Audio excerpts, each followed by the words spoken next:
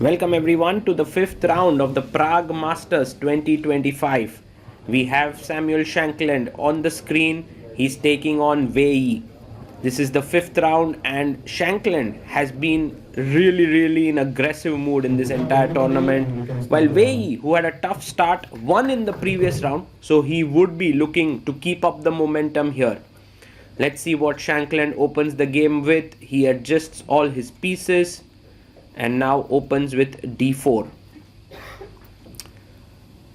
And Wei Yi, what is his response going to be? He plays his knight out to f6, presses the clock. Shankland goes c4,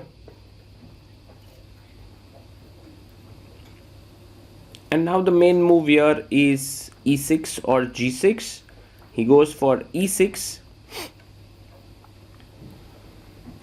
and Shankland allows the Nimzo Indian. He puts his knight on c3.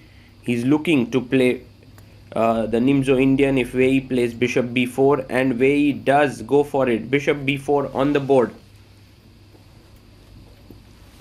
Now Shankland can go for many different lines, but he chooses g3. The same move that Pragnananda actually played in this tournament with Guen 1. Bishop g2, and now black would like to strike in the center with the move d5. He plays it, and if white plays knight to c3, knight to f3, we will transpose into a line of the Catalan, knight to f3, which we actually saw in the game of Prague and Guen, as well as the famous game from the candidates. He takes the pawn on c4 between Pragnananda and Gukesh. What is Shankland going to continue with? I believe he will castle here. Yes, he castles.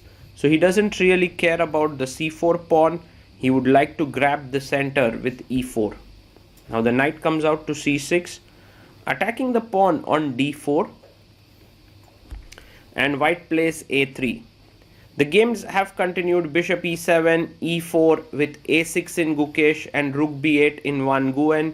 Let's see what Wei Yi does here.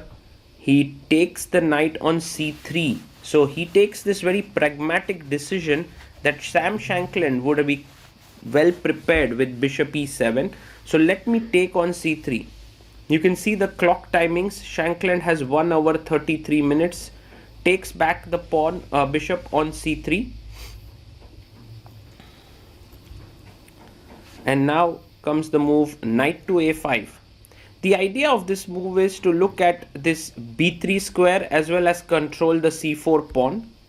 But bishop g5 is a very dangerous move because white wants to go e4, e5. That's the plan.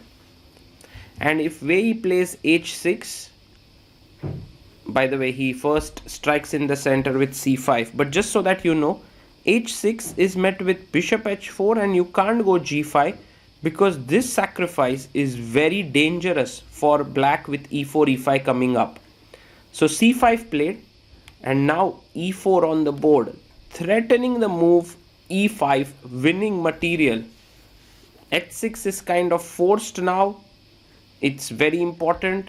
In fact, Wei Yi is treading a very dangerous path here, and white must go bishop h4. There's no point in giving up your bishop. Black would be completely fine then. Bishop h4, keeping the pin. If you go g5, we all know knight g5 is just crushing with e5 coming up. But here black has a tremendous move, and Wei Yi shows it. e5. If you take on e5, I take the queen and take here. And if you take knight e5, then g5 becomes strong, as you can no longer take on g5. So an amazing move there. And bishop takes f6, taken by Shankland after a long think. Feels like he was out of his prep there. He hadn't seen this move, but Wei Yi definitely had seen it in his preparation. He takes back with the queen. Now the best move here is d takes e5, and white is fine. It's equal position. Even knight e5 is playable, but Shankland blunders with queen a4. Well, the idea is he wants to attack the knight and also the pawn here on c4, but what he has missed is that after knight b3, he wanted to take on e5. It's an understandable move here. Knight takes e5. Like if you save the rook, you are in trouble because of take.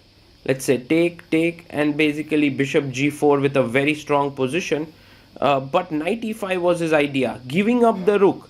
He wanted to give up the rook and then maybe play this position. But this is where I believe his idea was f4, d5. Shankland wants to sort of show that his exchange loss is not a big deal.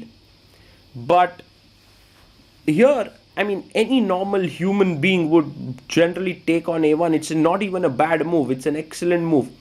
But Wei Yi, after deep thought here, and just observe the position carefully. Knight is looking here, queen is looking here, comes up with an incredible resource. And we actually had the game recording only until this point. Somehow our battery died.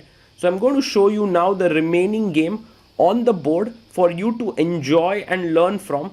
But just have a look at how Wei Yi finishes off his opponent. It's just something that we all can learn from. So he goes bishop e6, which is a brilliant move. He defends the pawn here and still keeps attacking the rook. So Shankland brings his rook to d1, defending the pawn. And now pawn takes pawn. And if you take back the pawn, the problem is after knight takes, rook takes, queen e5, this is just a winning position for black with an extra pawn here. So he takes on c4. Here he takes from the knight. And here it's the knight is hanging. But look at the next move. Look at the accuracy. b5. Queen takes b5. Rook b8.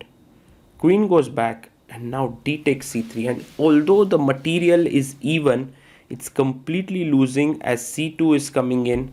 And black will win the game. So e5, queen goes back, and when the knight jumps in, now Wei Yi pushes the pawn, rook e1, and now a final beautiful move, rook fc8. So he gives back the material in order to queen. So after takes, rook takes, there's no way to stop the queening. Shankland had to go back, and after take, even though the material is still equal, queen d8. Threatening queen d2 move, and so here he went queen b5, in came a check, queen f1 and rook d8. And now the threat is just to take here and to move the rook in, also like bishop b3 to defend the pawn. And at this point, it's just also the threat is queen d1, queen c1, rook d1.